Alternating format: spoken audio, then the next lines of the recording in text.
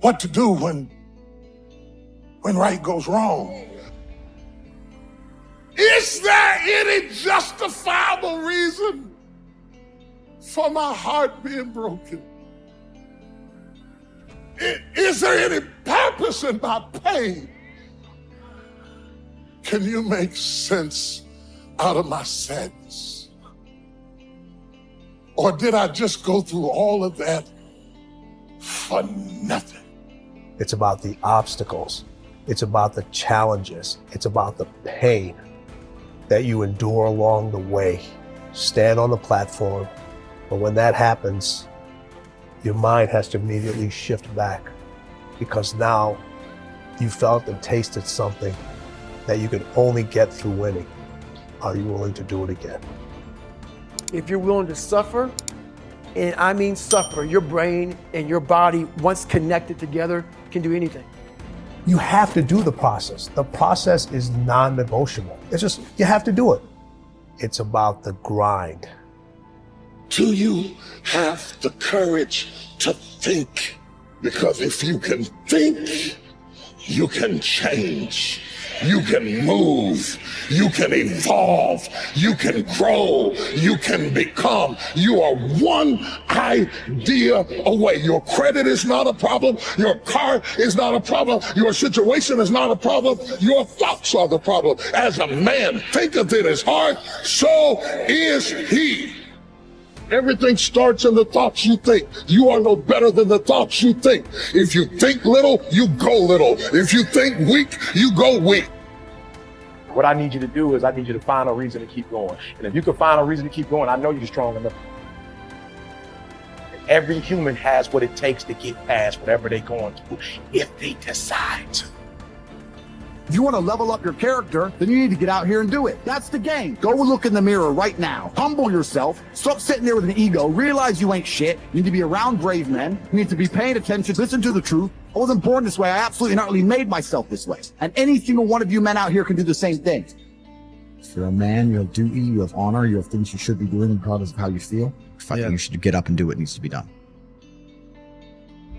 And to me, those are the individuals that win in life. I'm asking you, will you stay mediocre for the rest of your life?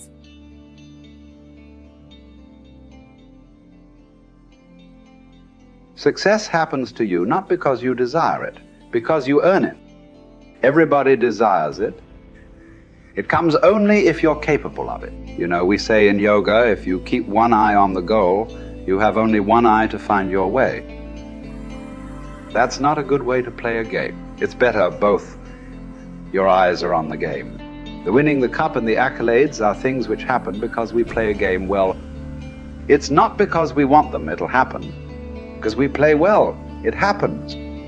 So it's always best that we keep our eyes, our body, our mind, everything focused on just one thing. That is when a human being functions at his maximum efficiency.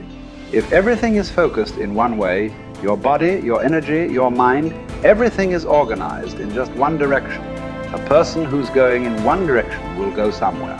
A person who's trying to go in 5 different directions will not go anywhere. For one who is seeing this life as a stepping stone for a larger possibility, for him, there is no failure. For one who is looking at the simple events of this life itself as the goal of life, for him, there is failure and success. If you are just seeing this life as a stepping stone for a larger possibility, if you have a good deal, you use that for your well-being.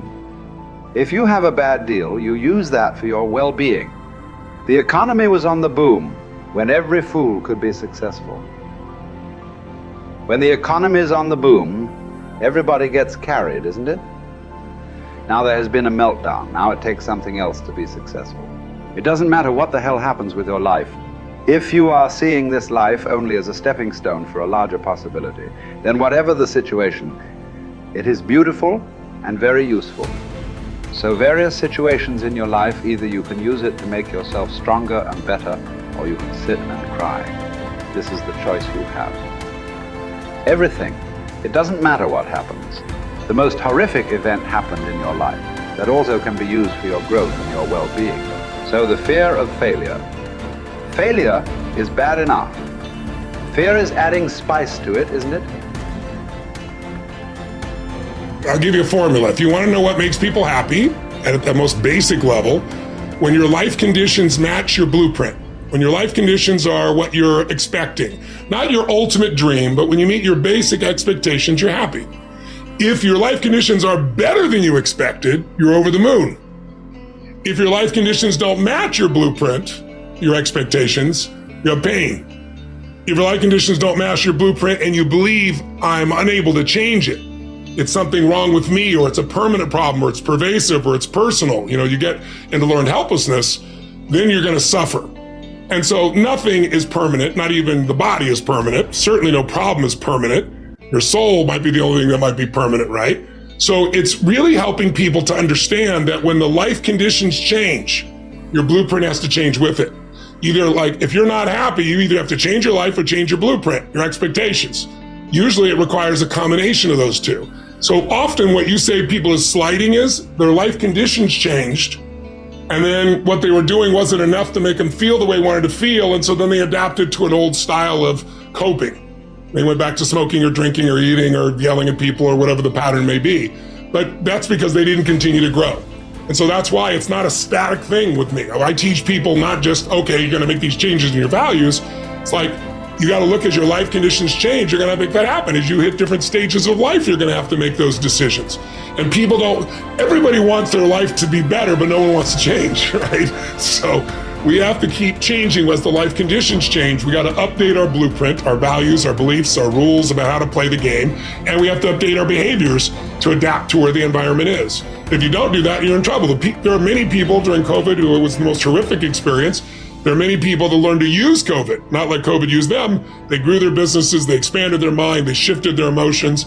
They did things they never would have done. Other people gained 20 pounds, right? So it's all a matter of, do you adapt to the life conditions? And do you learn how to learn? Because this isn't a one-time thing. Oh, I did this thing. I went and worked out for a weekend. Now I'm pumped.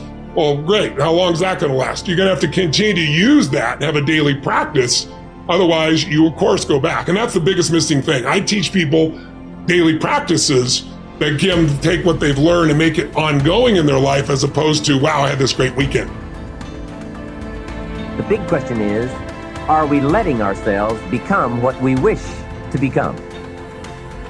In this most important subject of association, here are some actions you may want to take. First, disassociation. You may, after a study of those 3 questions, who am I around, what are they doing to me, and is that okay, you may come to the serious conclusion that there are some people you just have to break away from. I'm not saying that it's an easy step to take, and it's not to be taken lightly. However, I am saying it may be an essential task. You may just have to make that hard choice not to let certain negative influences affect you anymore. Remember, it could be a choice that saves the quality of your life.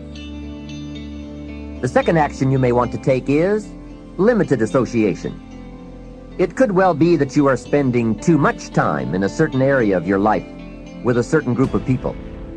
It's easy to put time and effort in the wrong place. The guy spends 3 hours at the ball game and 30 minutes listening to the sermon. See, that's called out of balance. 30 minutes for spirituality, 3 hours for entertainment. That doesn't weigh well 5 years from now, 10 years from now, when you take a look at the sum total of your values in your life. Here's one of the easy ways to end up with a mediocre average life: spending major time on minor things. Sophisticated people learn to weigh everything before they spend time or money. You've got to weigh before you pay. Whether you're going to spend heavy time or light time, you've just got to weigh.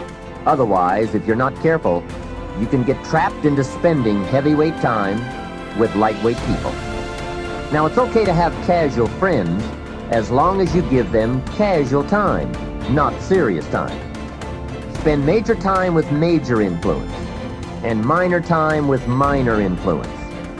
It's so easy to do just the opposite, but don't let it be said that you fell into that trap. So maybe all you need to do to change some of the influences in your life is not to eliminate them, but merely limit them. Say, I have a good time with these people, but I'm not going to spend days and days with them anymore.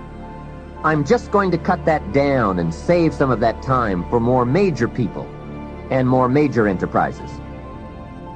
Remember, it's your life. You can spend your time with whomever you want and whenever you want. But you didn't invest in this program for me to kid you. Take a look at your priorities and your values. We have so little time at our disposal.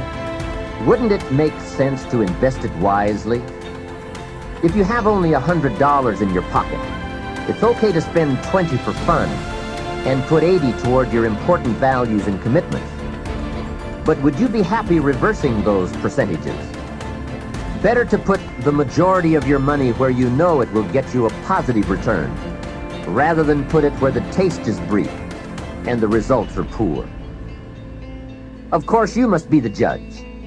You must determine whether the situation and the people call for disassociation or limited association. But remember, if it isn't taking you where you want to be 5 years from now, 10 years from now, now is the time to fix it.